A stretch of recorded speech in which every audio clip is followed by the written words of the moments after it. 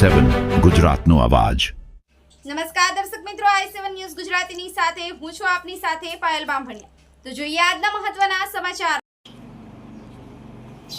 સ્વરાજ્યની ચૂંટણીને લઈને અમદાવાદ જિલ્લાના સાણંદ તાલુકામાં રાજકીય ગરમાવો તેજ બન્યો છે।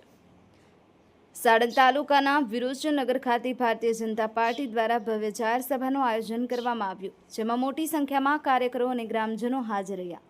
વિરોચનનગર ખાતે યોજાયેલી આ જાહેર સભામાં જિલ્લા પંચાયત માટે હંસાબેન હસમુખભાઈ જાદવ અને તાલુકા પંચાયત માટે એડવોકેટ શમસુદ્દીન ખાન અલીફ ખાન પઠાણના સમર્થનમાં પ્રચાર કરવામાં આવ્યો। ભાજપના પૂર્વ પ્રદેશ મહામંત્રી પ્રદીપસિંહ વાઘેલાએ બંને ઉમેદવારોની જંગી બહુમતીથી જીતાડવા માટે આહવાન કર્યું। સાણંદ બાવળાના ધારાસભ્ય કનુભાઈ પટેલે પણ બંને ઉમેદવારોની જીતનો વિશ્વાસ વ્યક્ત કરતા ગ્રામજનોને વિકાસ અને પડતર પ્રશ્નોના નિરાકરણ માટે ખાતરી આપી। આગામી જિલ્લા અને તાલુકા પંચાયતની ચૂંટણીમાં ભાજપની જંગી બહુમતીથી જીતાડવા માટે તમે પ્રતિબદ્ધ છીએ। વિસ્તારના તમામ પડતર પ્રશ્નોનો ઉકેલ લાવી વિકાસને પ્રાથમિકતા આપશો। આ પ્રસંગે પૂર્વ જિલ્લા સદસ્ય રસુલખાન પઠાણ, અજમલભાઈ બારડ, પૂર્વ તાલુકા સદસ્ય રસુલખાન પઠાણ, પૂર્વ જિલ્લા સદસ્ય એડવોકેટ ગૌતમભાઈ રાવલ, મહામંત્રી ઇસ્માઇલ ખાન તથા સિકંદર ખાન સહિત અનેક હોદ્દેદારો હાજર રહ્યા।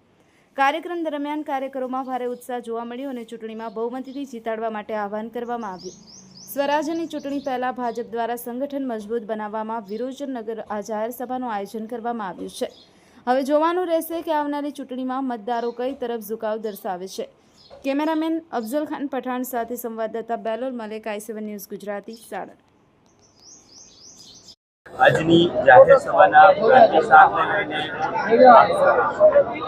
આજે વિરોચનનગર જિલ્લા પંચાયત સીટના ભારતીય જનતા પાર્ટીના ઉમેદવાર હંસાબેન હસમુખભાઈ જાદવ અને તાલુકા પંચાયત સીટના ઉમેદવાર શમસુદ્દીનભાઈના પ્રચાર અર્થે આવવાનું થયું।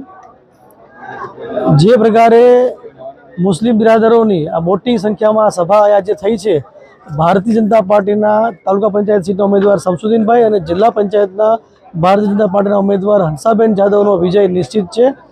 આજે બધા જ સમાજના બધા જ ધર્મના લોકોને ભારતીય જનતા પાર્ટીની વિકાસની રાજનીતિમાં જોઈન્ટ થવું છે। વિરોચનનગર ગામના બધા જ ધર્મના લોકોએ ભેગા થઈને ભારતીય જનતા પાર્ટીના બંને ઉમેદવારોને વિજયી બનાવવા માટેનું પ્રણ લીધું છે। સ્પષ્ટપણે દેખાઈ રહ્યું છે કે 28 તારીખે જ્યારે મતગણતરી પૂર્ણ થશે ત્યારે ભાજપના બંને ઉમેદવારોનો ભવ્ય વિજય થશે। એના ભાજપની વિકાસની રાજનીતિ, છેવાડાના માનવીનો વિકાસ થાય એના માટે સતત 30 વર્ષથી રાજ્ય સરકારના માધ્યમથી ભાજપ વિકાસના કામો કરી રહ્યું છે। જે પણ વિકાસના કાર્યો થયા છે એ ભારતીય જનતા પાર્ટીના શાસનમાં થયા છે।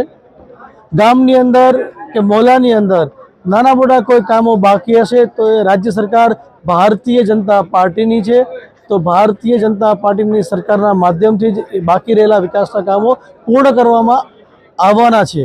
એટલા માટે બધા જ ધર્મ, બધા જ સમાજના લોકોને ભારતીય જનતા પાર્ટીમાં સંપૂર્ણ વિશ્વાસ અને ભરોસો છે કે ભારતીય જનતા પાર્ટી જ વિકાસનો પર્યાય છે અને ભાજપને વોટ એટલે બધા જ સમાજનો વિકાસ।